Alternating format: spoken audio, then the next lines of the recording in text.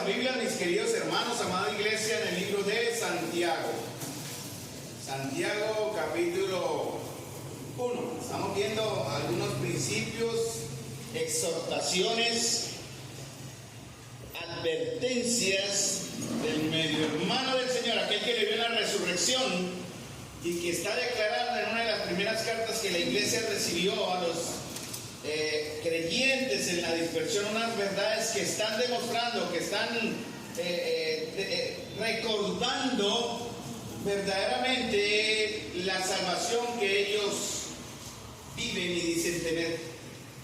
Santiago capítulo 1.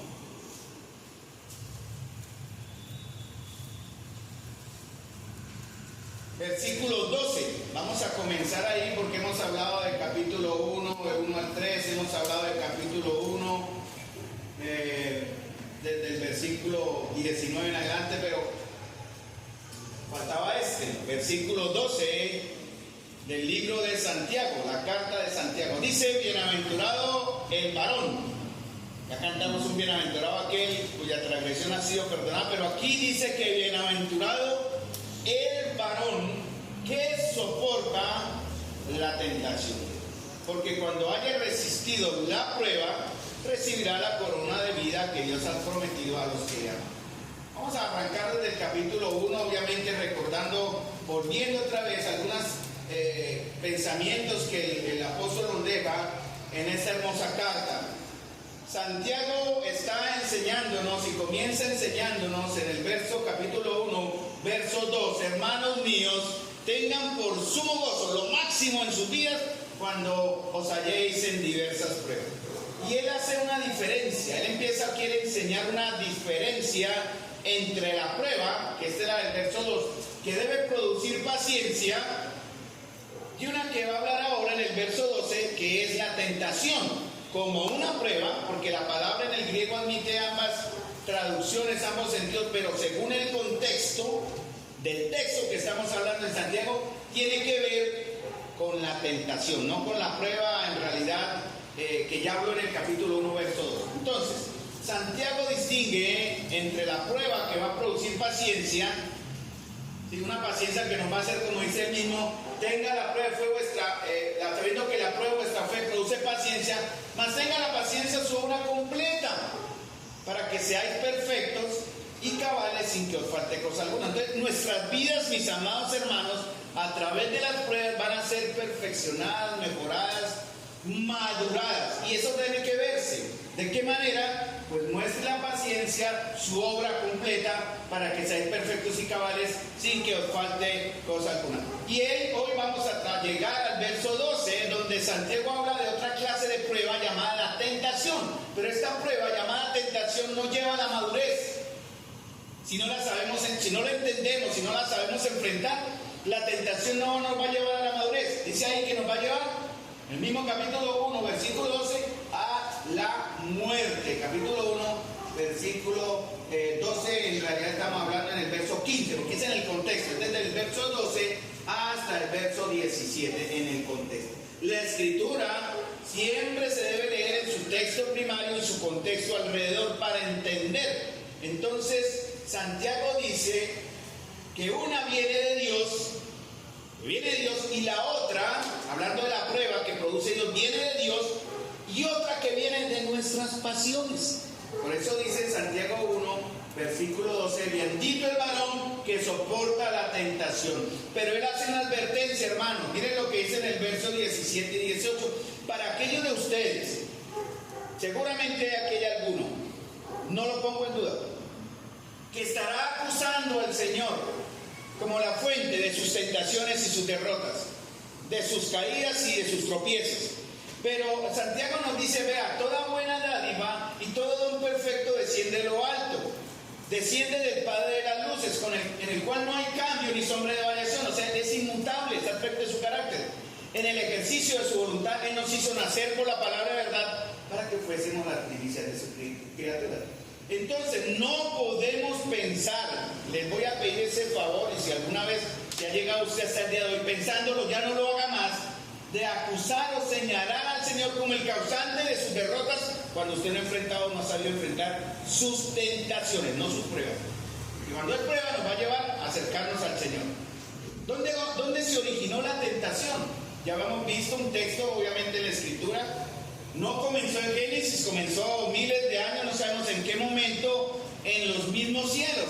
Ezequiel 28:15 habla que se originó en los cielos, en el corazón, en la voluntad de un ser creado como perfecto, que decidió rebelarse. Y él fue tentado. Pero ¿cómo así tentado? Ese ángel perfecto fue tentado. ¿Y dónde le surgió la tentación a ese ángel perfecto? Bueno, en su voluntad y en sus sentidos, llamémoslo así, y en su libertad, él deseó. No está malo desear. La palabra concupiscencia en realidad significa un deseo intenso. No es malo en sí. Aunque muchas veces cuando hablamos de concupiscencia lo primero que pensamos es pecados sexuales. Pero no necesariamente. Es un deseo intenso. Y este enemigo de Dios ahora tuvo un deseo intenso de querer ser como Dios. Dice la Escritura en 28:15 de Ezequiel: perfecto eras en todos tus caminos desde el día en que fuiste creado hasta que la iniquidad se halló en ti. Más adelante, ese enemigo de Dios, viendo la creación perfecta del Creador, donde él reorganizó después de una rebelión grande en los cielos, reorganiza la creación, Génesis del capítulo 1 y 2, hasta el 3 prácticamente.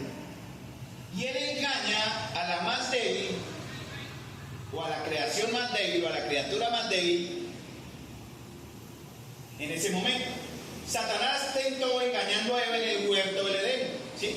Empezó a hacerle dudar de la palabra de Dios. Y ella a su vez, cuando fue ya engañada, llevó a Adán a que probara el huerto que Dios, el fruto que Dios había prohibido y había dicho: no coman de ese árbol, porque el día que de él comieres ciertamente morirás.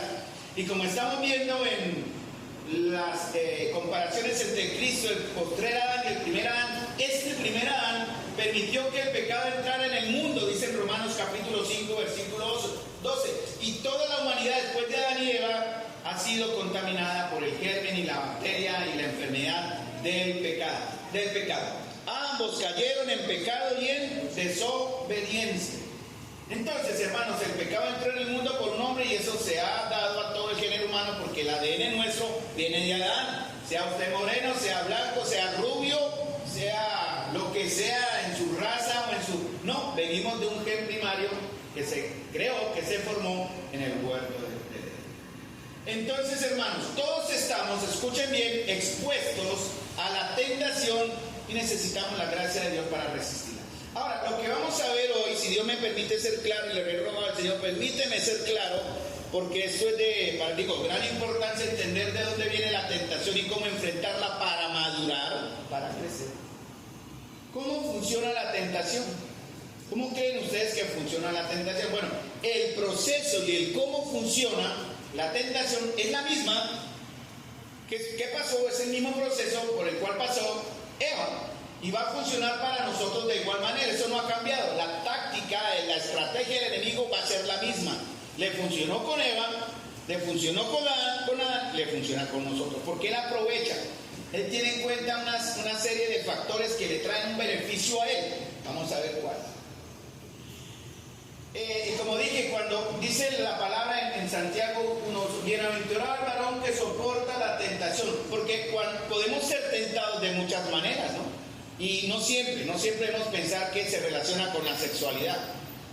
Por ejemplo, ayer vimos de un líder que fue tentado a enseñorearse de la grey. Vimos en 3 de Juan a Gallo, Diótrefes y Demetrio. Y Diótrefes fue un líder, un supuesto líder, que comenzó como la mansa ovejita, la blanca paloma, pero se entronizó allá ante la iglesia y él fue tentado a ser el Señor o a querer ser el Señor de la iglesia cuando el Señor de la iglesia es Cristo. También somos tentados, por ejemplo, a apoyarnos en nuestra propia confianza, en buscar el éxito, la riqueza. Y si eso significa usar medios ilícitos, para algunos de ustedes dirán, está bien, es aceptable. Si el fin justifica los medios de adquirir riqueza y poder, cuando soy tentado hago lo que sea. Desafortunadamente también, mis amados hermanos, el púlpito moderno en muchas iglesias, no acá, eso sí lo quiero aclarar, nos hemos cuidado, seguiremos cuidando de que acá no pase eso, pero en muchas iglesias se está tratando con demasiada ligereza y liviandad el pecado y la tentación. Y al hacerlo, mis amados hermanos, están llevando a hombres y mujeres que asisten a esos grupos a su propia destrucción. Yo acá estoy como un canal, pero el Señor está hablando a través de la Biblia que ustedes tienen en sus manos. Él les va a hablar por la palabra que ustedes ahora tienen en sus manos. Porque esta ligereza hacia el pecado no es nuevo. El corazón del hombre no ha cambiado desde Adán hasta nuestros días, no ha cambiado, no mejora, no va a mejorar y jamás mejorará. Algunos han dicho, bueno, cambiemos la sociedad como enseña el comunismo y así el hombre será intrínsecamente bueno. Mentira. Dios dice, cambiamos el hombre y Él cambiará su sociedad, lo que le rodea. Pero hermanos, el hombre no se puede cambiar per se o por sí mismo, porque somos depravados y estamos en condición de muerte espiritual, lo dice en Efesios 2:1 en adelante. Estamos muertos, un muerto es muerto, depravados, enemigos, irreconciliados. Yo digo que si el Señor hoy de alguna manera nos soltara, como estuvieron preguntándome acá del libro de la vida, si en verdad el Señor nos soltara su misericordia, hermano, lo primero que haríamos sería correr al mundo a deleitarnos en las inmundicias de los perros y de los cerdos de afuera. Porque por naturaleza, hermano, no hay nada bueno en nosotros. Entonces, de la manera en que nosotros, ya como hijos de Dios seguros, estamos inscritos en el libro de la vida con las vestiduras de salvación, y que podemos decir y cantar con honestidad, con riqueza, ven amado, ven, porque ese es el canto de la esposa deseando la venida de su amado. Si en verdad hemos cantado con honestidad, con sinceridad y con temor, hermano, usted es un hijo de Dios. Pero de la manera que como creyentes tratemos con el pecado y la tentación, va a ser otra señal de nuestra salvación. Porque Santiago menciona 7, 8 señales o características de nuestra salvación. Algo que usted tiene que tener en cuenta, mi amado, porque si usted pierde el examen, el día que muera, usted va chuleando, sí, hecho, uy, no, este no hice, no he hecho ninguna de la lista, que esté Santiago, lo lamento. Su lugar va a ser el infierno, y no lo digo yo, lo dice el Señor. Su lugar va a ser el lago de fuego que arde con fuego y azufre, el infierno que fue preparado para el diablo y sus ángeles, pero usted irá allá, ya tiene su lugar. Entonces, atentos, Santiago nos está diciendo, miren, demuestren, prueben esto, muestren esto, porque en Santiago 1:22 que hablamos, dice, sean hacedores y no tan solamente que oidores, engañándoos a vosotros mismos. Si usted no hace lo que está aquí en Santiago como una prueba de su salvación, perdóneme, no lo digo yo, lo dice el Señor, dúdelo de verdad, cuide su alma. Entonces, el Señor le envió a Jeremías, al profeta Jeremías, a que amonestara a los líderes del pueblo en ese entonces, en el tiempo de Jeremías, porque ellos, los profetas y los que enseñaban al pueblo, le estaban enseñando, valga la redundancia, al pueblo, le ofrecían curas livianas al pecado, en una época que estaban en completo desorden y caos espiritual. Jeremías 6:14 al 15 dice, ofrecen curas superficiales para la herida mortal de mi pueblo. ¿Y eso es diferente hoy en día? No, sigue igual. Los púlpitos se están usando para hacer payaserías. Los púlpitos y la iglesia se está organizando para dar diversión, para captar atención y simpatía, más no para generar una conversión honesta, sincera y profunda que viene por el contacto con la Escritura, con la palabra de Dios, de la cual usted tiene un ejemplar en sus manos. A muchas personas no les gusta que le digan el pecado. Ustedes van al sitio donde se los endulzan.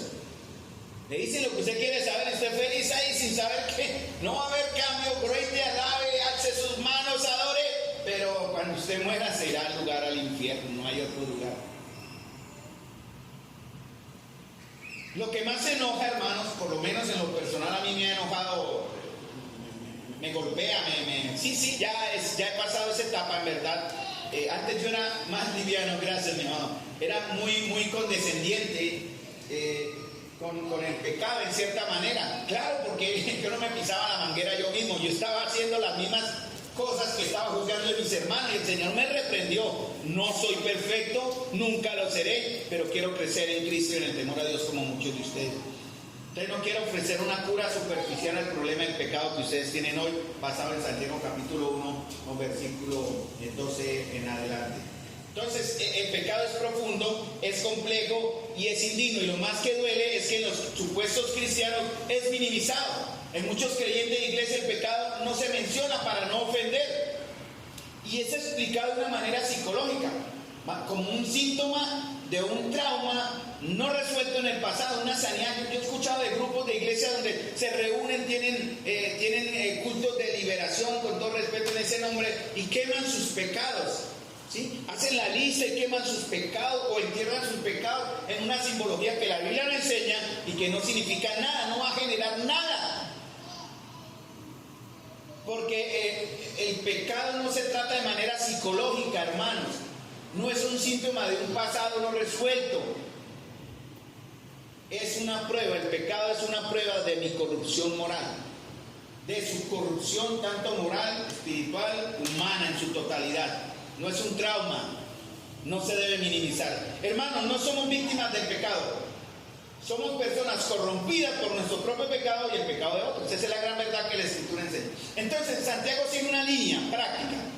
Santiago dice cómo las pruebas. Vamos a ver algo de la perseverancia, porque en la nueva traducción Biblia latinoamericana, dice: bienaventurado el hombre que persevera bajo la prueba. Y Santiago habla de la perseverancia, en el aguante, en estar ahí firme, porque él lleva una línea práctica donde Santiago dice que las pruebas, no las tentaciones, van a producir en nosotros paciencia, un efecto que viene del Espíritu: amor, gozo, paz, paciencia, benignidad, bondad, fe, mansedumbre y templanza, dominio propio, que también se aplica en este texto. Y esa paciencia va a producir en ustedes y en mí, hermanos, un carácter, madurez, pero es el carácter de Cristo y la madurez de Cristo, ¿verdad? Y ayer hablamos de eso también, de la madurez de algunos que están en un proceso y que hay que tener paciencia, amor, pero también hay que aplicar firmeza. Debemos llegar a una madurez que debe ser completa, que es perfecta, que se verá en realidad su cierre, su final capítulo, el día que seamos en realidad transformados a la imagen de Cristo cuando Él venga por su pueblo. ¿Qué dice Santiago? Mire, para que ustedes entiendan la razón de las pruebas, deben aprender a ¿qué? A pedir. ¿Se acuerdan? Versículo 4, si alguno tiene falta de sabiduría, pidan. Hermanos, a través de estos últimos mensajes que hemos tenido, a través de este estudio de Santiago, ¿si han estado ustedes pidiendo sabiduría, mis amados?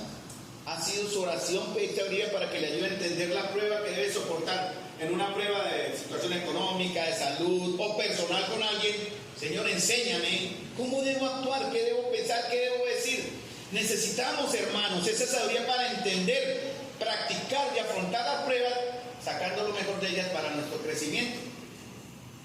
Esa sabiduría va a ser entregada ¿de qué manera? Dice el mismo Santiago: de manera abundante, ¿no? Y debe ser recibida, pedida sin ninguna clase de duda. Porque el apóstol dice: porque el que duda es semejante a la ola del mar, que es arrastrado y llevado por aquí, ¿verdad? Y echado de un viento a otro, como tal. Los hermanos que estuvieron en el retiro de parejas, ayer hablábamos, la hermana nos comentaba, la hermana no entraba al agua porque esa agua era, el mar estaba con muchas olas, ¿no? Y era un mar picado, llamémoslo así, y a veces a mí me pasó cuando fuimos con mi hija, que entramos al mar y cogí mal la ola y pobre gordo lo giró ahí, me hizo, mejor dicho, me raspé, porque el agua no respeta. Entonces la hermanita decía: yo prefiero esperar que el agua esté calmadita, tranquila, así me metía. Pero hermanos, así es el mar y así somos nosotros cuando dudamos, y echamos de aquí para acá sin ninguna clase de orden y de enseñanza o de aprendizaje. ¿Pero es por qué? Porque no recibimos la sabiduría que Dios nos quiere dar con fe, ¿verdad? ¿Y qué pasa con esto? Y al no recibirla con fe, dice: no piense pues que en tal haga que recibirá cosa alguna del Señor. Mire, si usted no tiene respuesta a sus peticiones, es porque no está teniendo la sabiduría para pedir sus peticiones. Ahora, ¿cómo funciona el pecado? Voy a ir avanzando en este aspecto que Santiago quiere enseñar. Ayer hablábamos de algo importante, no voy a profundizar ahí, pero lo menciono. Tiene que ver con algo que hablamos ayer con unas hermanas y un hermano, que tiene que ver con algo de lo que ya somos. Dios nos creó, cuando Dios creó al hombre y lo formó, le sopló en el aliento de vida, ¿no? Y lo formó y lo creó de acuerdo a su imagen y semejanza.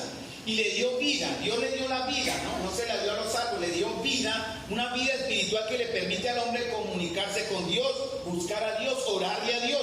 Un animalito no hace eso, un perrito no, aunque tiene emociones también, tiene voluntades, pero no tiene esa parte espiritual que lo distingue que lo hace diferente en realidad al hombre y a la creación de Dios perfecta, que permite que usted en algún momento pueda arrodillarse y decir: Dios, ayúdame, ten misericordia, y Él oirá. Entonces, ¿cómo funciona el pecado? Tiene que ver con nuestra naturaleza. Ayer hablamos de eso: cuerpo, alma y espíritu. Tiene que ver con lo que somos en nuestros sentidos. ¿Saben cuáles son los sentidos, no? Lo que usted ve, lo que usted oye, lo que usted prueba, lo que usted dice o lo que usted toca. ¿Sí? 5 sentidos. Tiene que ver con eso, porque comprende lo que somos como personas. Y esos sentidos alimentan nuestra mente. Forman parte de la manera de cómo va a funcionar el pecado. Aquí es donde viene la enseñanza, ¿no? Tiene que ver con la parte del alma. Mientras que con el espíritu nos comunicamos y relacionamos con Dios, esa parte humana que tiene emociones, voluntad, sentimos, oímos, hablamos, tiene que ver con el funcionamiento o con la anatomía de la tentación y el pecado. Por ejemplo, mire, Eva, llegó el tentador y dijo: con que Dios les ha dicho que no coman del árbol de la ciencia del bien y el mal. Pero Eva, ¿qué pasa? Dice en Génesis capítulo 1, que Eva fue llevada por su tentación por uno de sus sentidos. ¿Se acuerdan? Génesis capítulo 3 dice que Eva vio, ¿cierto? Usó sus sentidos. Está en el huerto, está en el texto, capítulo 3, versículo 6. Y vio la mujer, o sea, usó un sentido, sus ojos, dice, y vio la mujer que el árbol era bueno para comer. Y en su mente dijo: es agradable a los ojos, es delicioso, se ve jugoso, tiene buen color, tiene buen olor, pero ¿cómo sabrá? Y ella comió, usó su otro sentido, y como consecuencia murió espiritualmente y más tarde físicamente. Los deseos de sus ojos, los deseos de su carne y la vanagloria de la vida de esta mujer, porque ella dice: y vio la mujer que el árbol era bueno para comer, los deseos de los ojos, que era agradable a los ojos también, eran los deseos de la carne, y árbol codiciable para alcanzar la sabiduría, la vanagloria de la vida, la llevó a ir, ¿no? A andar, ir allá, coger el fruto y comerlo.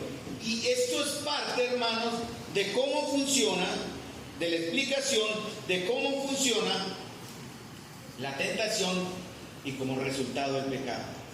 ¿Qué hubiera pasado si Eva hubiera sido ciega? No puede ver el fruto, no hubiera conocido el fruto, no hubiera tenido en cierta manera. Por ejemplo, David sale en la tarde, que en lugar de estar despierto cantando sus salmos y al frente de sus ejércitos, sale un flojo en la tarde perezoso, y lo primero es que ve. ¿A quién ve? A su vecina. ¿Y qué pasó con su vecina? La codició. ¿Y qué pasó con su vecina? La tomó, y ahí llegó el pecado. ¿Se acuerdan de Acán? La historia de Acán en Jueces, cuando entraron a Jericó: maten, entren adelante, y así será el Señor con aquellos que se rebelan contra el pueblo del Señor, el Señor exterminará. Pero él le dijo al pueblo: entren de frente y maten. Y Acán entró cortando cuellos, pero él vio, porque él más adelante lo confiesa, hubo una derrota y todos dijeron: pero ¿por qué fuimos derrotados? Porque alguien tomó la maldición que Dios había dicho no cojan. Y él después confiesa: pues vi entre los despojos un manto babilónico muy bueno, 200 ciclos de plata, un lingote de oro de peso 50 ciclos, lo cual codicié y tomé. Y acá están escondidos bajo la tierra en medio de mi tienda, y el dinero bajo de ellas. Como consecuencia, murió Acán, murieron sus hijos, murió su familia. ¿Y por qué ellos? Porque ellos también vieron cuando él escondió bajo de la tienda, seguramente fueron cómplices. Y miren lo que hace el pecado, hermano, las consecuencias tan delicadas de su pecado, de mi pecado en la vida de otros. ¿Pensará que no afectan? Demasiado, afectan más de lo que usted piensa. Santiago 1:15, mis amados hermanos. Vuelvo a Santiago capítulo 1, versículo 15. Entonces, todo comienza, la tentación empieza a funcionar usando nuestros sentidos, ¿no? El gusto, el oído, el olfato, va a afectar la mente. Porque dice Santiago 1:15: entonces la concupiscencia o los malos deseos, después que han dado a luz o han concebido o formaron idea en su mente, da a luz el pecado, y el pecado consumado da luz a muerte. Fíjense que en este verso hay una serie de pasos que si usted se detiene antes de consumar, aún tiene respuesta, aún tiene perdón de Dios. Ser tentado no es malo. Quiero que también entiendan, ¿no? La tentación es mala. Es mala si usted actúa y le da vida. Pero es buena si usted, ya lo vamos a ver, aprende de esa tentación y resiste. ¿Y qué perdón? Y resiste. Por ahí me están dando, es que no leí los labios. Hermanos, nuestros sentidos, escuchen bien, porque ahí está la clave, nos pueden llevar a la vida o a la muerte. Porque como dije ahorita, un ciego no hubiera podido ver la fruta como Eva lo vio, un ciego no hubiese visto el lingote de oro como Acán lo vio, y un ciego no hubiera codiciado a Betsabé como fue en el pecado de David. Una sola mirada de Eva, una sola mirada de David, una sola mirada de Acán, o una sola mirada mía, una sola mirada de cada uno de ustedes, puede ser la razón de mi propia muerte espiritual, hablando de los ojos, porque también puedo usar otras cosas. Porque así funciona la tentación, se aprovecha de nuestros sentidos que van a alimentar nuestra mente. Porque mis sentidos forman parte de mi naturaleza, ¿cierto? Mis ojos, mi mente, mis labios son ojos caídos, mente caída, labios caídos, sentidos caídos en pecado de mi naturaleza pecadora, que me estimulan, que me animan, que me empujan, de la manera que esa tentación nos va a seducir y nos va a arrastrar al pecado. Así es como funciona el pecado. Por eso Pablo decía, miserable de mí, ¿quién me puede librar de este cuerpo de muerte, hermanos? Bendito el varón que soporta la tentación. Porque cuando haya resistido la prueba, vea, si usted resiste es una prueba de ¿qué? ¿Qué dice Santiago 1:12? Si usted resiste la prueba, eso será una señal de ¿qué? Sí, hermana, dígalo. ¿De amor a quién? A Dios. Hermanos, ¿cuántas veces caímos en tentación y después al pecado, demostrando así que aborrecíamos al Señor?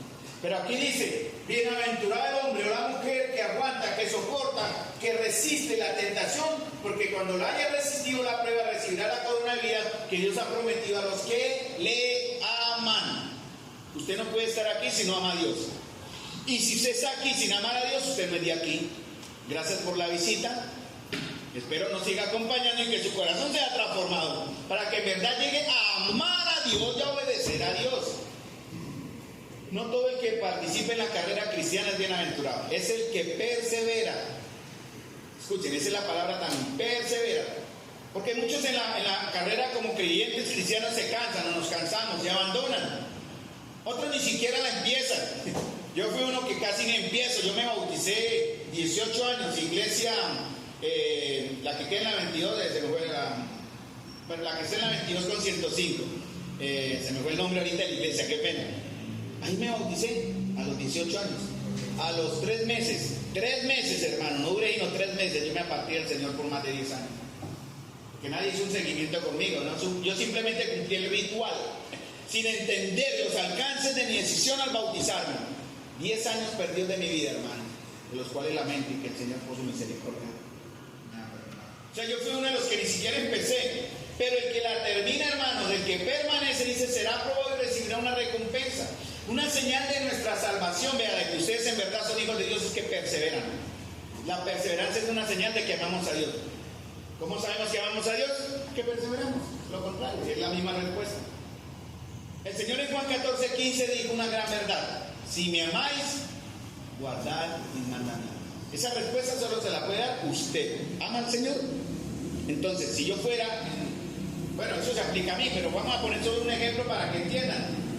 Si yo quisiera saber si usted es salvo, ¿yo qué debo ver? Su obediencia. Los frutos de pronto pueden demorar mientras madura, pero la obediencia inmediata. Porque una obediencia parcial no es obediencia, hermanos. ¿Obedezco mañana? No. Obedezco hoy cuando el Señor ordena, no cuando usted quiera, cuando le dé la gana, perdone la palabra, cuando tenga, cuando sienta que debe hacerlo. No, obediencia inmediata. Mi desobediencia habla de que no amo a Dios y que hay algo que está por encima de Dios. ¿Qué es? Algo que ha cautivado mis afectos, algo que me ha esclavizado más de lo que mis afectos han sido cautivados por Dios. Hay algo en la vida de muchos de nosotros que está ganándole a Dios. ¿Cuál será? ¿Qué cosa será? Tiempo, trabajo, fama, dinero, no sé. Hay algunas cosas en sus vidas que están por encima de Dios. Y usted está aquí diciendo que ama a Dios y no creo. Porque si hay cosas que en ese momento lo tienen atrapado, esclavizado, más de lo que Dios debe ser en su vida como un Señor, usted no es un hijo de Dios. Lo digo yo basándome en la Escritura. Puede ser al contrario y usted me callará la boca en el día que estemos delante del Señor. Entonces, ¿qué significa la perseverancia, mis amados? La perseverancia significa no ceder a la presión. Porque más adelante, en el verso 13, empieza a decir, ¿por qué no debemos ceder a la presión? Para demostrar mi obediencia, mis amados hermanos, no puedo ceder a las presiones, ni externas del mundo, ni internas de mi naturaleza caída. Las internas me presionan, aprovechándose del pecado que aún mora en mí. Y las externas nos presionan con ofertas de todo tipo que el mundo nos hace. ¿Sí? ¿Qué clase de amigos tiene usted?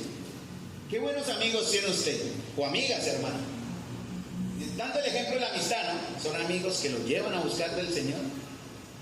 ¿O son esos amigos o amigas que dicen, venga, está triste, vamos allí, bebamos algo y olvidémonos de la vida? Sí, es como el ejemplo. Yo tenía amigos de esos, de verdad. Ellos no me llevaban a la iglesia, ellos me sacaban de la iglesia. Vamos, Carlos, allí, vamos. Triste, ¿no? Solo es un ejemplo, pero ustedes pueden poner el que quiera ahí. El pecado que mora en mí se aprovecha internamente y hay otras cosas externas que también van a aprovechar. Entonces, hermano, por eso Santiago comienza con el verso 13 con algo muy interesante. El enemigo que tenemos, según Santiago 1:13, el enemigo más poderoso que tenemos, ¿cuál es? ¿Cuál es el enemigo más grande que nosotros tenemos? Lo está enseñando Santiago. Cuando en Santiago enseña cómo el pecado me hace caer, él habla de un enemigo. ¿Quién es? ¿Quién que? Yo mismo. Ahí no menciona a Satanás. No le echan la culpa al diablo. No, es que el diablo me obligó. No sea mentiroso, hermano. No se engañen. No es que el diablo tuvo la culpa, mentiroso. Y cuando no puede con el diablo, no es que Dios tiene la culpa, peor todavía. El peor enemigo que nosotros tenemos somos nosotros mismos. Satanás puede tentarnos, claro, pero el principal enemigo que menciona Santiago aquí en el texto 13 es el que duerme conmigo, que se levanta conmigo, que vive conmigo, que anda conmigo. No es Marta, soy yo. Soy yo, hermanos. Por eso Pablo decía miserable de mí. Porque la naturaleza pecadora forma parte del funcionamiento del pecado. Cristo fue presionado, ¿se acuerdan? Después de ser bautizado fue llevado por el Espíritu al desierto y fue presionado por Satanás de 3 o 4 maneras. De manera externa, ¿no? Di que esas piedras se conviertan en pan. Ven, adórame porque todo esto me ha sido entregado. Mándate del pináculo del templo y muestra así que Dios te ama. ¿Cómo le respondió el Señor? Con la palabra, con la escritura, con la verdad. Porque una de las maneras en que podemos resistir la tentación es con la palabra, con la escritura, con la verdad. Cristo fue presionado por el pecado, fue tentado y presionado por Satanás por 40 días, lo quiso llevar a que dudara de la provisión divina, de la condición divina y de la protección de Dios. En Hebreos 4:15 dice, nuestro sumo sacerdote comprende nuestras debilidades. El Señor Jesús pasó por esta situación para darnos a nosotros, dice, nuestro sumo sacerdote comprende nuestras debilidades porque enfrentó todas y cada una de las pruebas que enfrentamos nosotros, sin embargo, Él nunca pecó. Jesucristo, hermano, no cedió a la presión.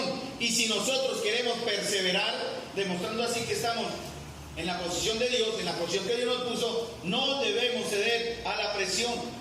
Ayer las niñas tuvieron un tiempo de enseñanza, un tiempo de recogimiento con las hermanas maduras mayores.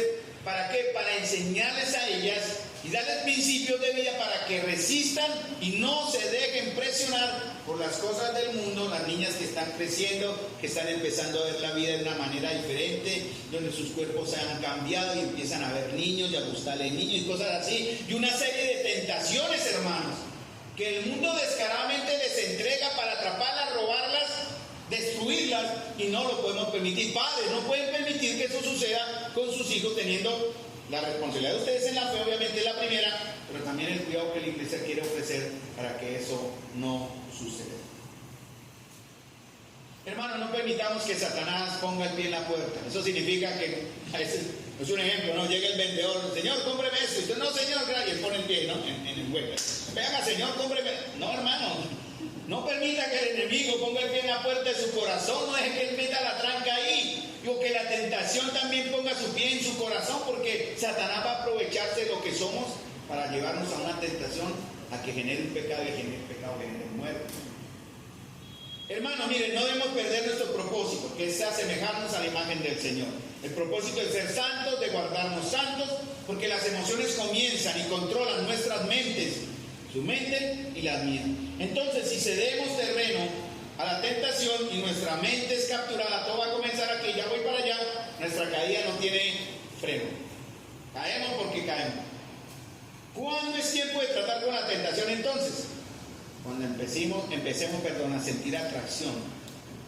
Una atracción por algo que será mucho antes de la primera acción homologada. Todo comienza en ese proceso. Cuando empecemos a sentir el deseo de algo. Porque una vez que mordamos el fruto del pecado, hermanos, seremos atrapados por el veneno del placer. Llámese el pecado que quiera. Drogas, fiestas, malas amistades, pornografía, adulterio, fornicaciones, inmundicias, lascivias, hechicerías, enemistades, pleitos, celos, iras, contiendas, divisiones. Apenas usted permite que esa atracción le atrape y usted muerde, está perdido. Porque la perseverancia no solamente significa no ceder a la presión, sino la perseverancia también requiere que tengamos un propósito específico y único. Por eso el apóstol Santiago dice, no sean como la ola del mar, tengan una sola fe, no tengan un corazón dividido, porque un corazón dividido les va a hacer caer. Isaías les dijo, después de haber degollado a los profetas de Baal, dice, escojan. No tengan un corazón dividido, hermanos. Ustedes aquí, si Dios, el Dios que ustedes dicen seguir aquí en esta mañana es Dios, síganle. Pero no sigan a los dioses de afuera, no se engañen.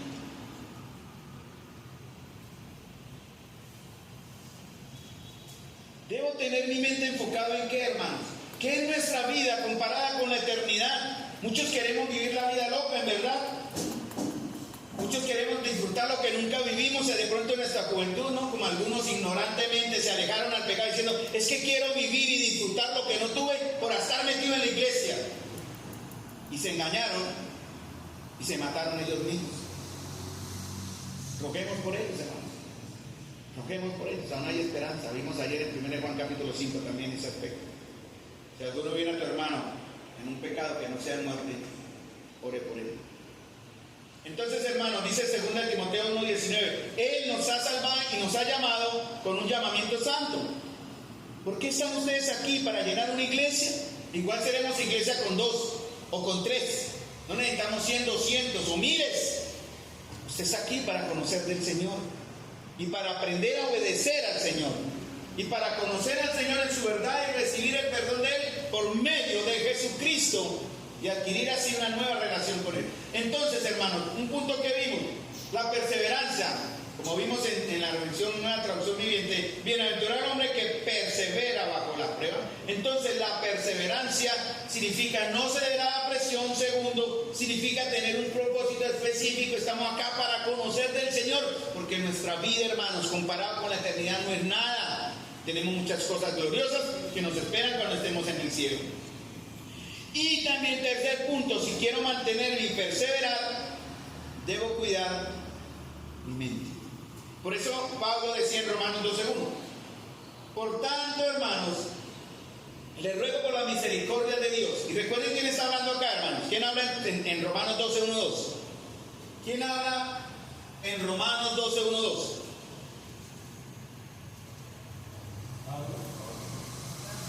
No. Pablo escribió. ¿Quién habla en Romanos 12:1? El Señor. Hermanos, piénsenlo, es el Señor el que dice por boca de Pablo. Yo no soy Pablo, de pronto estará hablando por boca mía, no sé, espero que sí. Pero el Señor usa su palabra. Y dice el Señor, hermanos o hijos, les ruego por la misericordia de Dios que presenten sus cuerpos como sacrificio vivo y santo, aceptable a Dios, que es el culto racional de ustedes. No se adapten a este mundo, transfórmense mediante ¿qué? Dice la renovación de su mente. para que entiendan cuál es la voluntad de Dios, cuál es lo que es bueno, aceptable y perfecto. Yo tengo una versión acá latinoamericana, una traducción bien, pero ustedes lo están leyendo en el Reina Valera. Entonces Pablo, el Señor por medio de Pablo, quiere que entendamos el papel de la mente, escuchen bien, de la mente en la perseverancia de nosotros como creyentes. Y le dice a los creyentes, no imiten las conductas ni las costumbres del mundo, dejen que Dios los transforme en nuevas personas. Cuando les cambie, ¿qué? Su manera de pensar. Por eso dice en Efesios 4:23, renuévense en el espíritu de vuestra mente. Cuando tengamos nuestra mente, eso que está en nuestro ser, como la parte del alma, que piensa, que razona, que tiene sentidos, que ve, que oye, que habla, que toca, dice entonces, vamos a entender que la voluntad de Dios es buena, agradable y perfecta. Ahora, si no queremos ser esclavos de tentaciones y pecados, tenemos que renovar la mente. Ese es el orden. Si usted no está renovando la mente, usted está en el círculo vicioso del pecado. A veces cuando tenemos consejería preguntamos, bueno, ¿y cómo le va? No, hermano, otra vez volví a caer. ¿Cómo así? Bueno, no lo hice perfecto, pero dice, por lo menos ya rompí ese ciclo. Eso yo lo digo con honestidad. Pero hay unos que aún no han roto el ciclo y pecan, confiesa, y ahí están enredados.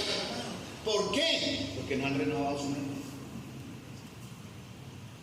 No la han cambiado, siguen enredados en ese engaño de la tentación y el pecado.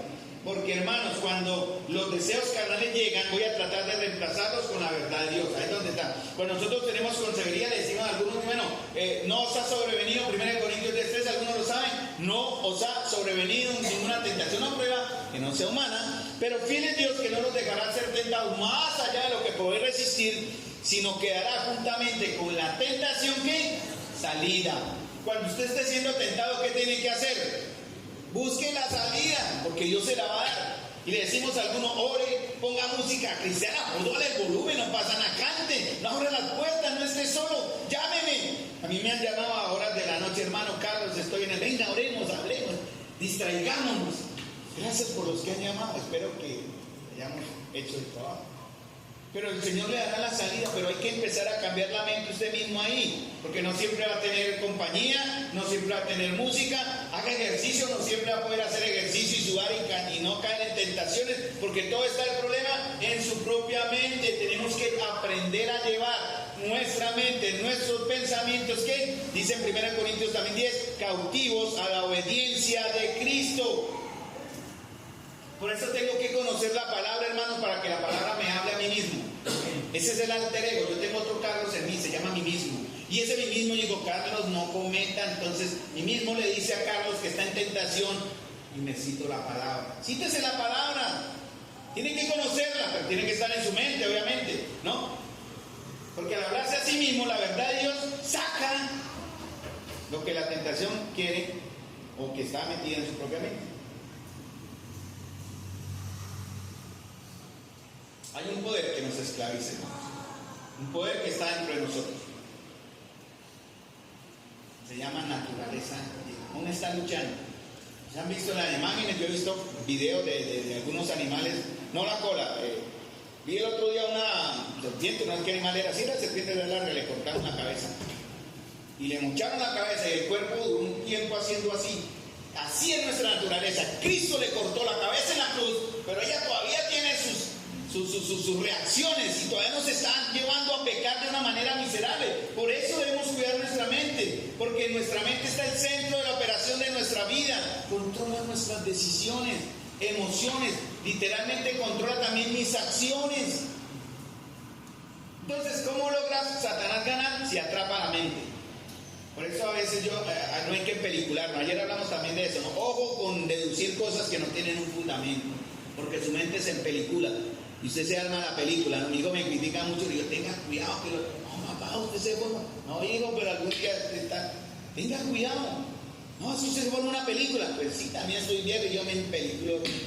Marta no llega, ¿con quién estará? Trabajando. No, hermano, tengamos cuidado, ahora sí, tengamos cuidado, porque una mala acción de un mal pensamiento da una raíz de un pecado. Por eso usted a veces juzga a los hermanos sin saber y empieza a mirarle y dice, está mal. Y usted no tiene base y empieza, ¿qué estuvo haciendo ayer? Así somos. Miren, hay dos personas que quieren nuestra mente. ¿Saben cuál es el primero? ¿Quién es el primero y más grande que quiere su mente, hermanos? El Señor. El Señor quiere su mente. Pero Satanás también la quiere. Por eso dice el Señor en Marcos 12:3, dice: amarás al Señor tu Dios, ¿se acuerdan? Que con todo tu corazón, con toda tu mente, con toda tu alma. Dios también quiere. Dios lo anhela. Oh, pagó el precio, hermanos. Él no va a perder su inversión con usted. Por eso Él quiere transformar nuestras mentes. ¿Me están entendiendo muy bien hasta ahí? Con la verdad, la exposición de la palabra. Yo por eso soy muy bíblico en ese aspecto. Que la Biblia hable. Yo uso aquí mi nota, mira, aquí tengo notas. Si yo las leyera aquí como están acá, mi predicación dura 20 minutos, leyéndolas. Pero las tengo acá porque tiendo a olvidar y tengo ideas y cosas. Pero el Señor está guiando. Tal vez ni digo, oiga, esto ni lo mencioné. Ay, esto no lo... No, yo digo que el Señor guíe. Pero el Señor está guiando su palabra. Entonces, si Satanás logra controlar su mente, él va a dirigir su vida. Y va a dirigir su vida de acuerdo a sus malos propósitos. Por eso él busca que nos alineemos de acuerdo a los parámetros del mundo. No améis el mundo ni las cosas que están en el mundo. Que dice en 1 Juan: el que ama el mundo, el amor del Padre no está en él. Ahora, usted quiere saber cómo es, analice su mente. A ver, analice sus pensamientos y concluye con sus acciones, cómo está actuando. Eso es lo que hace Satanás. Él no puede obligarlo. No le echen la culpa al bobo, porque el bobo no tiene la culpa, la tiene usted. No es que Satanás me obligó, no sea mentiroso. Satanás es que lo analiza. Él entiende cómo piensa, él es el mejor psicólogo. Y concluye llevándolo a que cometa las acciones incorrectas. Por eso él empieza a generar una serie de pensamientos, llamémoslo así, o traer recuerdos en cierta manera, para que imitemos lo malo y no lo bueno. Miren, hay 3 palabras que son importantes, que están en Isaías, creo. No, Isaías, perdón, tiene varios textos, pero no los anoté. Solo les digo, la exposición de la palabra está en el Salmo 19, me va dando información. Ustedes ahora, al exponerse la Biblia, van a recibir una información, ¿cierto? Van a aprender algo. De pronto no sabían, hoy lo aprenden. Pero si no hacen nada, ¿qué queda en eso? ¿Cómo queda eso? Mera información. Algo aprendió, pero nada más. Gana información, y así ha pasado con muchos hijos de Dios. Ganan la información, pero ahí se quedan. Pero la información, la exposición de la palabra, o sea, leerla, me da información, y eso me tiene que llevar a algo, un tercer punto, que es transformación. Porque lo que yo recibo me debe llevar a actuar, a moverme de acuerdo a lo que Dios dice, porque ya soy libre para hacerlo, porque la sola información no cambia. Ay, conocí que debo amar a mi hermano. Ah, bueno, ayer hablábamos de eso, ¿no? De la manera práctica de amar a nuestros hermanos, ¿no? Cuando hablamos en 3 de Juan, cuando Juan le habla a un hombre llamado Gallo y le dice, Juan con mucho amor, lo dice en 3 de Juan, el anciano Gallo, el amado a quien amo en la verdad. Un hombre que se permitió amar, que se hizo amar, que generó el amor. Y Juan no amaba en la verdad, porque unas veces, hermanos, podemos amar a los hermanos con amor y nos amamos, pero el verdadero amor se conoce en la verdad. ¿Cómo en verdad? Cuando esté en una situación, cuando esté en un problema, cuando esté en una situación de dolor o de crisis, ahí estamos. Entonces, hermanos, para que me entiendan, debo tener primero exposición, yo medito en lo que comprendo, en lo que recibo, como usted soy, reflexiono y después hago la aplicación. Entonces viene el tercero, que es transformación. Por ejemplo, el corredor. Un corredor desarrolla sus habilidades. ¿Cómo? Un ciclista. Voy a ganar el Tour de Francia. ¿Y qué hace el ciclista? Sube la cicla, sabe cómo funciona, en qué momento entra una relación, un cambio. Sabe que los vientos de costado golpean, sabe que tiene que haber un regalo y un bueno, todo eso. Pero ¿de qué le sirve eso si no hay qué? Practica. La misma. No le sirve conocer los métodos, tener información de métodos, estrategia y manera. Tiene que ir a entrenar. Así pasa con nosotros, hermanos. La transformación de mi mente requiere exposición, meditación y aplicación.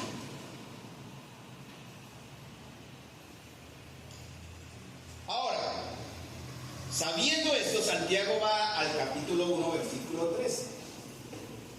Yo estoy hablando la palabra del Señor y lo digo en verdad de corazón.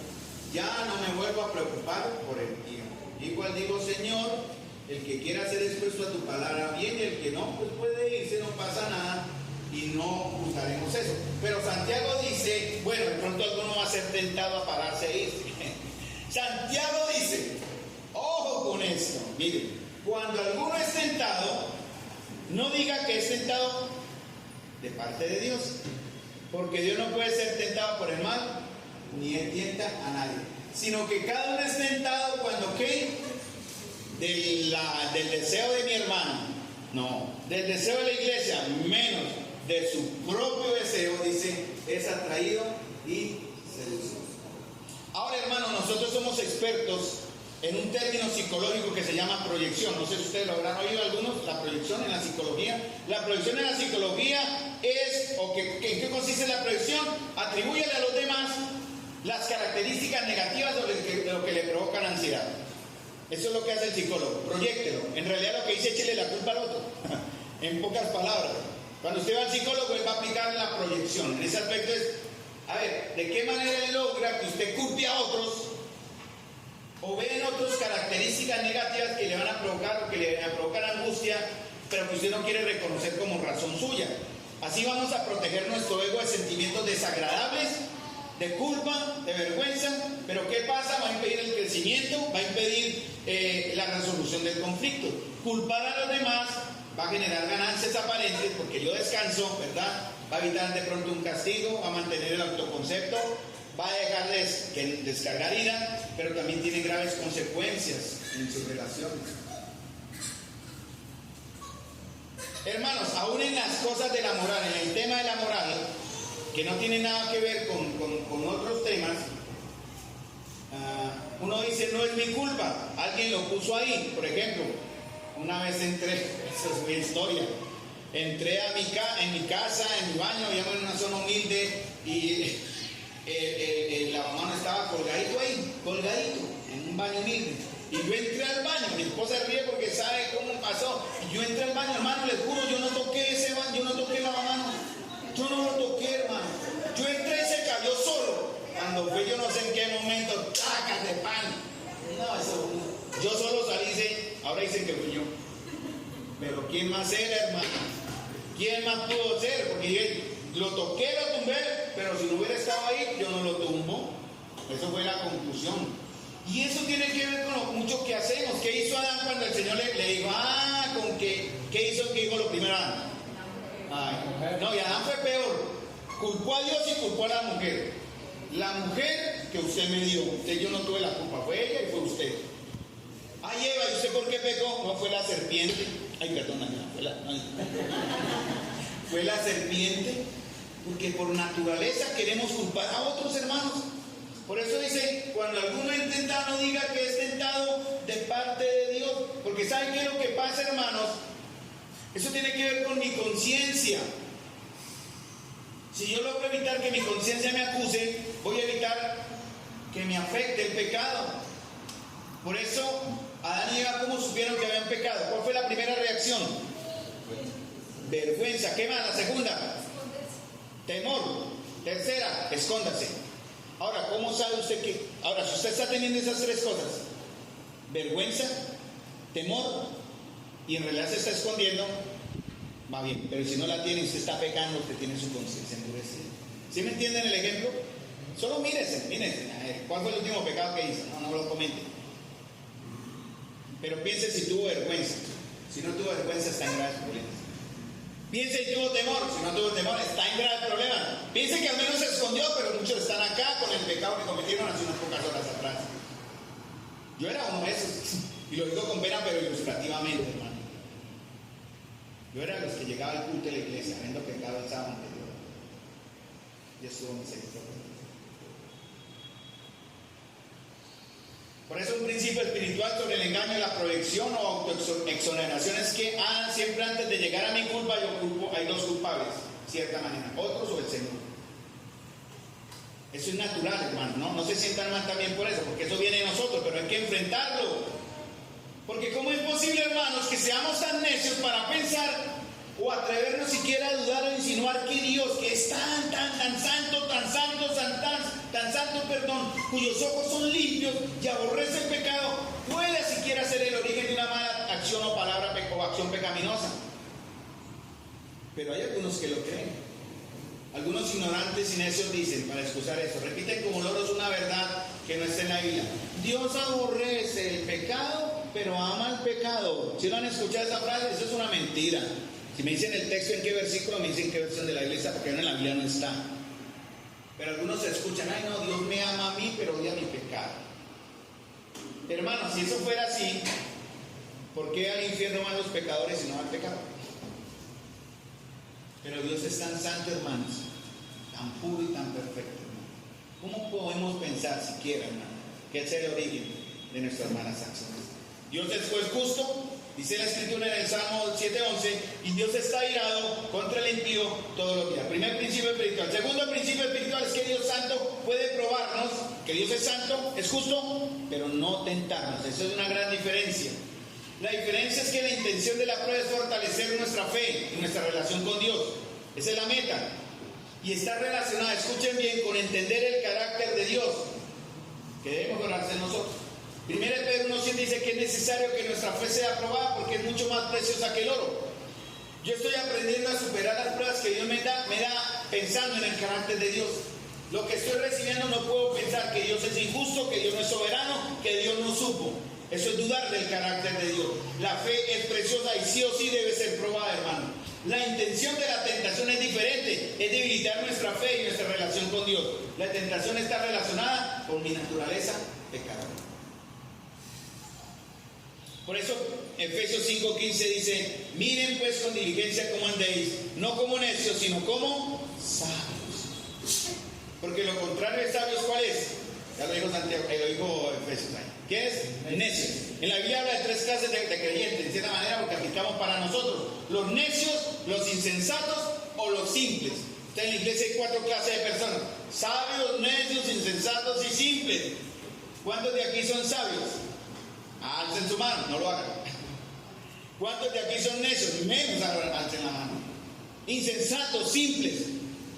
Yo estando aquí en este lugar y me miro en el espejo, yo veo uno de los primeros, obviamente, no me exonero, pero también puedo ver en algunos de ustedes que son necios, insensatos y simples. Porque muchos de ustedes, conociendo y entendiendo la verdad, con poca inteligencia y rebeldía no la practican o la ignoran. Porque una de las tácticas de Satanás, mis amados hermanos, una de sus mejores trampas es llevarnos a que ignoremos a Dios. Esa es la clave de Satanás, no a que seamos enemigos de Dios en ese aspecto, sino que lo ignoremos, como que no le prestemos atención.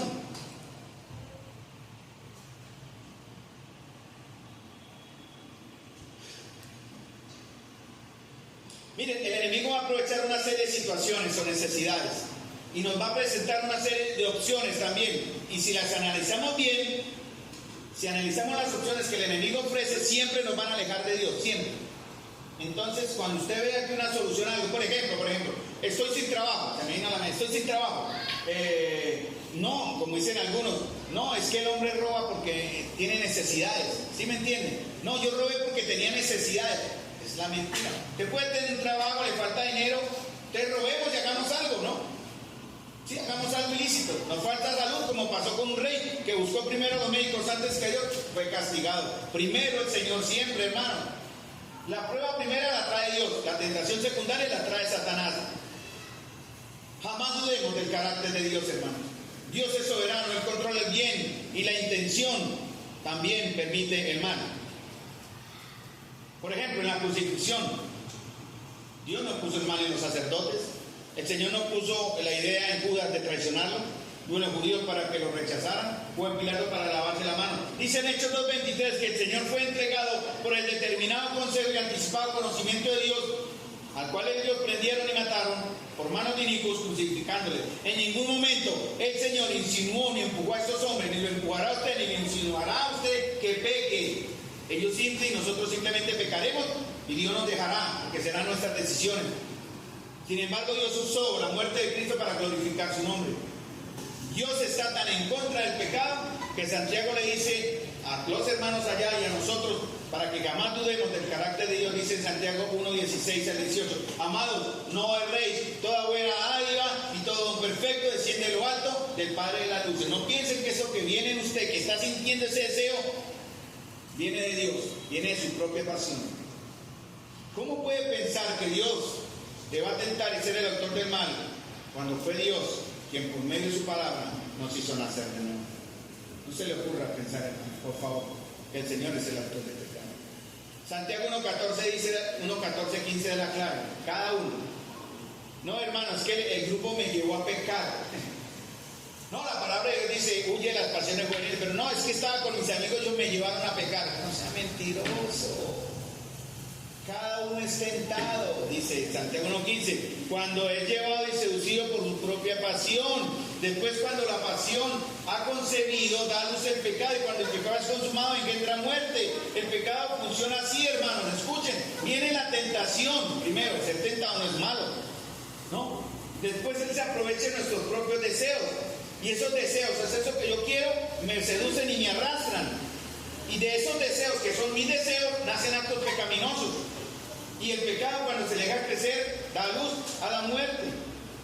Por ejemplo, mire, Satanás no le va a traer, primeramente usted va a ser tentado por algo que en el pasado ya fue tentado. ¿Sí me entienden? Porque usted no se levanta a ser tentado por algo que no conoce. Les doy un ejemplo. Satanás a mí no me tienta a comer verduras. Seguro, no me tienta a comer verduras. Pero si me ponen una hamburguesa con Coca-Cola, uy, hermano, me empiezan a hacer aquí esa. ¿Sí o no, oye, sí? Y así es como él se aprovecha. Allí sí voy a caer, porque es lo que me gusta.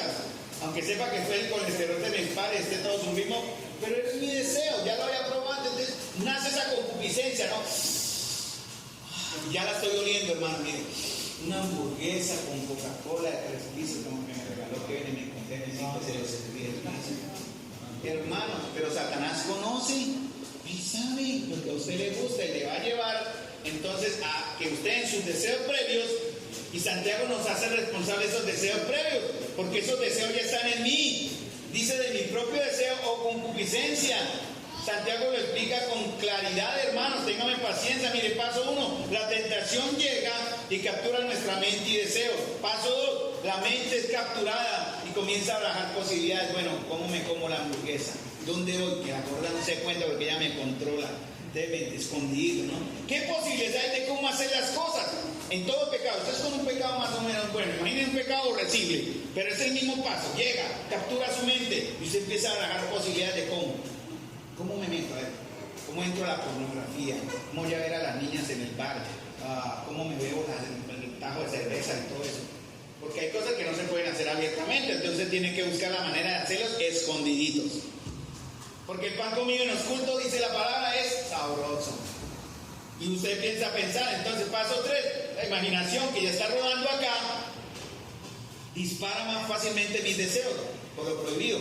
No es difícil, es mucho más fácil levantar, hermanos, y crear un deseo hacia Dios, porque lo prohibido está en nuestra propia naturaleza. ¿Sí me entienden? Es más fácil caer en lo indebido que en lo correcto.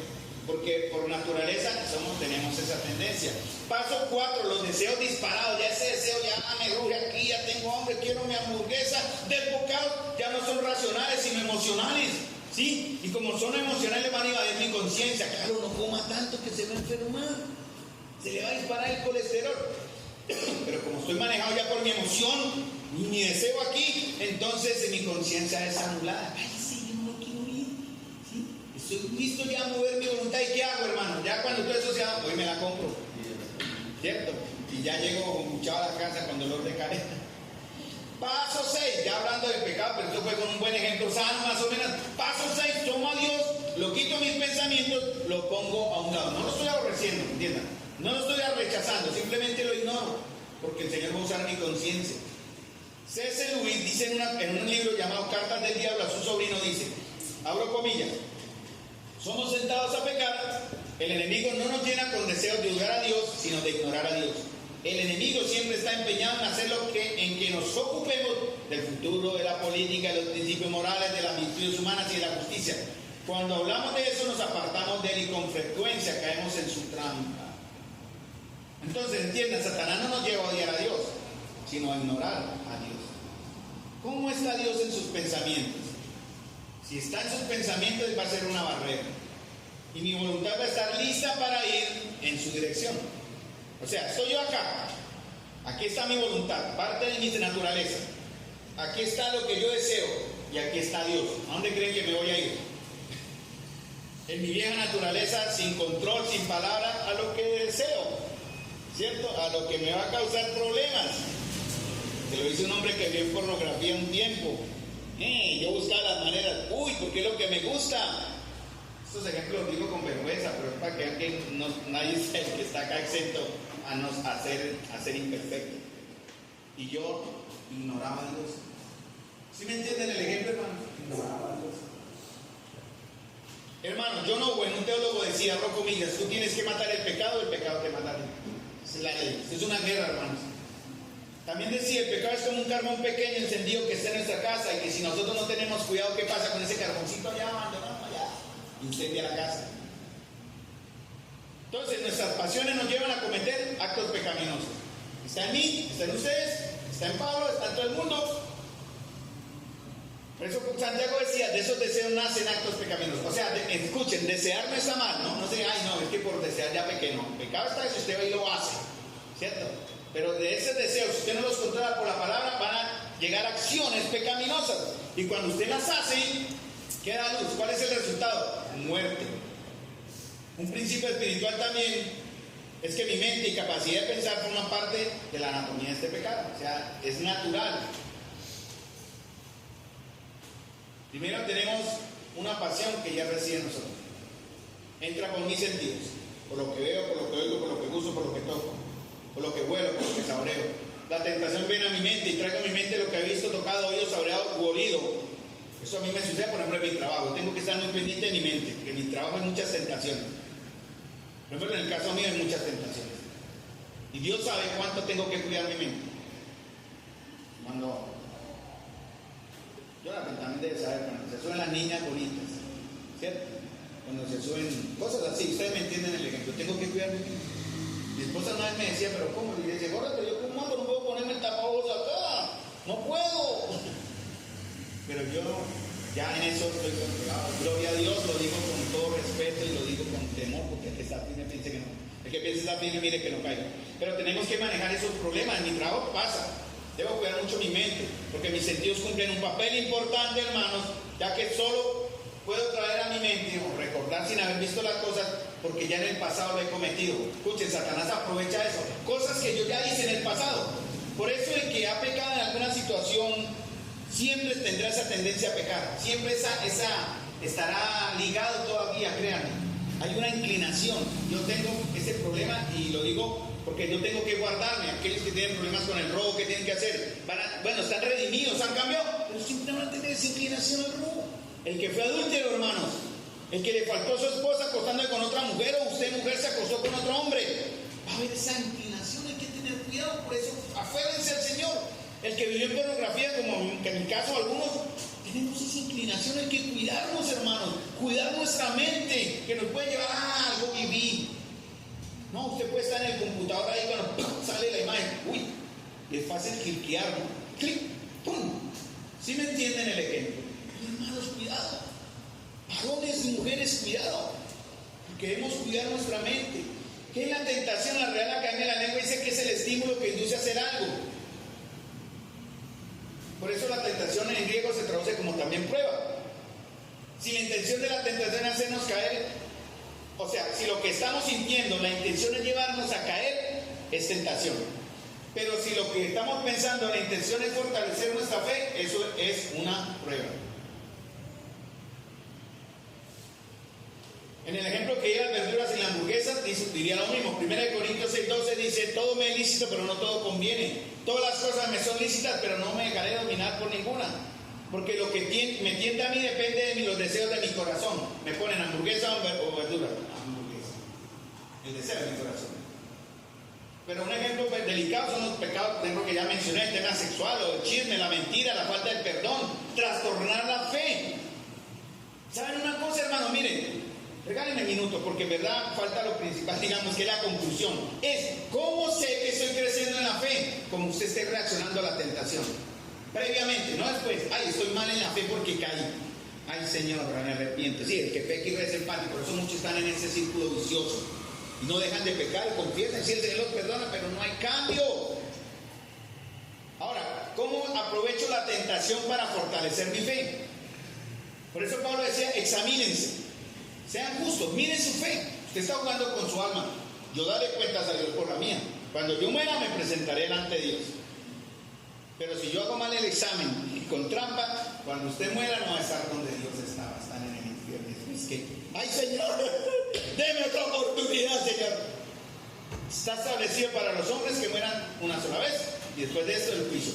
Debo saber hasta dónde mi carácter piadoso se está desarrollando, y si aprendemos a no justificarnos y caer en el síndrome de la proyección o autoexoneración culpando a otro, la tentación me puede ayudar, porque será una alarma. Cuando usted sea tentado a algo, usted ya es una alarma, porque por eso la tentación no es pecado, es una alarma, y usted va a ver en la manera en que reacciona cómo está usted creciendo en santidad. Porque eso significa también, amados hermanos, el señorío de Cristo.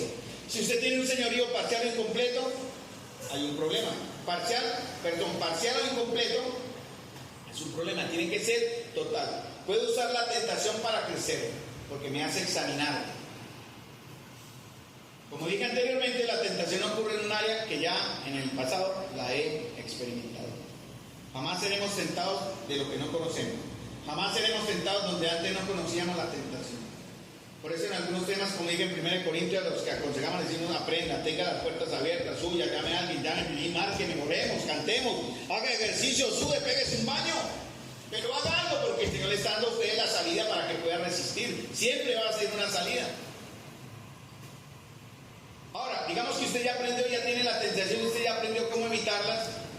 Entonces usted ya sabe que su santificación está creciendo. No está ignorando a Dios. ¿Cuántos de ustedes están luchando con la tentación en este momento? Si están luchando con la tentación en este momento, miren, eso también es una evidencia de su fe. Pero les falta el señorío de Cristo. Como vaya a actuar es lo que va a determinar si va a ganar o va a perder. Jesús orando, miren, incluso orando usted tiene que decir: Jesús en Getsemaní oraba y él tenía un deseo. ¿Cuál era el deseo del Señor en Getsemaní? De tanta agonía que sudaba sangre. ¿Cuál era su deseo? No quiero pasar por la cruz. No quiero pasar, Señor. Y él pudo pararse y dice: no, Señor, no lo hago. Y no lo hago, se hubiera ido. Y él arrodillado, y podemos estar en el mejor devocional con la Biblia abierta y así tener en nuestra mente, hermanos, que decidir. Y el Señor decidió: no se haga mi voluntad, sino la tuya.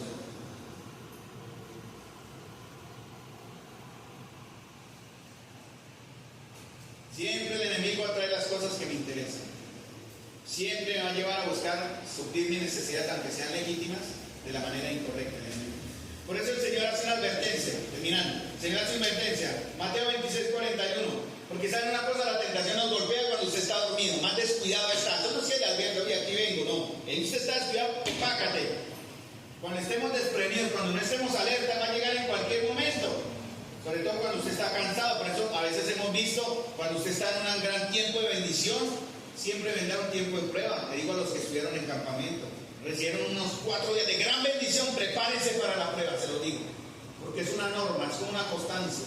Porque ustedes vienen de pronto, bueno, agotados físicamente del viaje, o bueno, también de cierta manera, porque ese es un principio de una gran victoria. Después de una gran victoria uno se tiende a relajar y llegamos a pensar que de pronto vamos a necesitar algún gustico. Por eso el Señor dice en Mateo 26:41, léalo: verá llorar para que no entréis en tentación, el espíritu está dispuesto, pero la carne es débil. Consecuencias de caer en ese pecado, hermanos, ¿cuál es? Culpa, vergüenza, temor, culpar a otros. ¿Siente usted vergüenza por su pecado?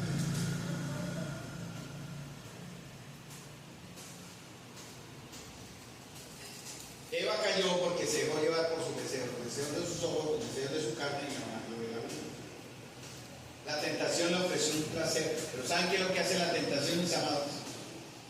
Le da un placer, ¿cierto? Es que hemos sido tentados y caídos, sabemos que eso es rico. Pero ¿qué es lo que no hace la tentación? Las consecuencias. No le advierte de las consecuencias, que van a ser efímeras, temporales, y las consecuencias serán duraderas. O sea, el placer va a ser efímero, temporal, pero las consecuencias consecuencias duraderas. No pensamos en los costos, hermanos. Por ejemplo, el que ha sido adúltero, acostándose con la mujer extraña, piense antes de hacerlo en su esposa que lo espera en su casa, amorosamente en sus hijos. Al que roba en la empresa, piense en los efectos del que hace el trabajo, menospreciar o insultar su fe, pues en consecuencias. Ejemplos, solo ejemplos. Piense en las consecuencias, porque las consecuencias no son individuales, sino también colectivas. Sus pecados no son individuales también porque afectan a la iglesia. Acán afectó a su familia, sus hijos, su esposa murieron, porque el vio, codició y tomó. Adán y Eva también, ¿en qué problema nos metieron? Por haber codiciado, visto, codiciado y tomado.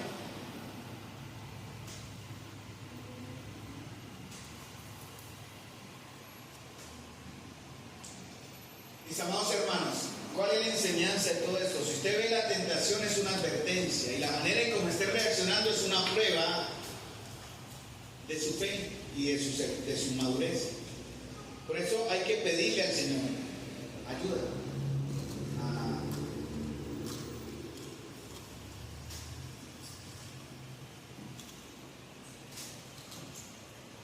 Hermanos, es fácil perder nuestros afectos por Dios, pero es difícil volver a recuperarnos, se lo digo.